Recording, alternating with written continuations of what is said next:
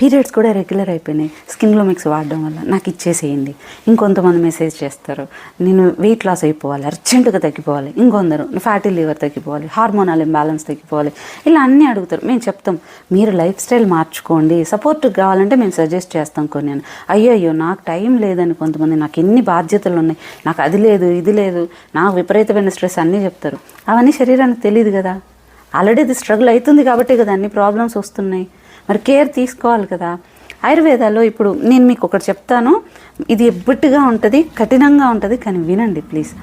ఆయుర్వేదాలో ఒక థియరీ ఉంటుంది, పూర్వజన్మలో చేసిన కొన్ని పాపాల వల్ల అంటే ఈ జన్మలో కొన్ని హెల్త్ సమస్యలు వస్తాయంట, దానికి సొల్యూషన్ కూడా కష్టం అంట.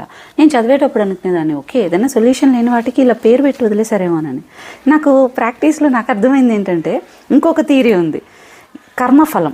మనం అంటామే వాడు చేసిన పాపానికి వాడే పోతాడు, వాడు చేసిన పాపానికి వాడే పోవడం కాదు, ఇక్కడ మనం కూడా పోతాం. ఎట్లా అంటే స్వకర్మ. మనం చేసే పాపం ఏంటి తెలుసా, శరీరానికి బేసిక్ ఫుడ్ ఇవ్వకపోవడం, ఫుడ్ కంట్రోల్ లేకపోవడం, లేదంటే ఎక్సర్సైజ్ అంటే ఎక్సర్సైజ్ అనే కదా బాడీ యాక్టివిటీస్ అనేది సరిగ్గా లేకపోవడం, నిద్రపోకపోవడం, విపరీతమైన నెగిటివ్ థింకింగ్, ఓవర్ థింకింగ్, ఇలాంటి వాటి వల్ల ఏమవుతుందంటే లైఫ్ స్టైల్ డిసీజెస్ అన్నీ వస్తున్నాయి. లైఫ్ స్టైల్ డిసీజెస్ని నేను అదే అంట కర్మఫలం అని.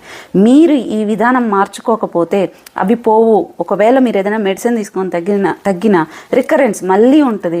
మనం చేసిన పాపానికి ఇక్కడే మనం ఫలితం అనుభవిస్తున్నాం లైఫ్ స్టైల్ డిసీజెస్ రూపాన.